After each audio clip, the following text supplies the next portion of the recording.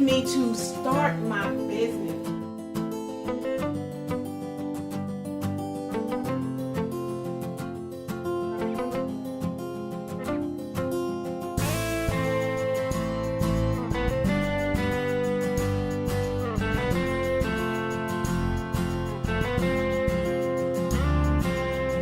I was extremely frustrated with not being able to utilize my skills, my talent, being, asking for permission to do quality work. Sometimes you'll see me have a flashback, or if you follow me on Twitter, and I'll just blurt out, I don't have to fight to do quality work. That all came, that's what drove me. And everybody has a breaking point. And at some point, I just couldn't do it anymore.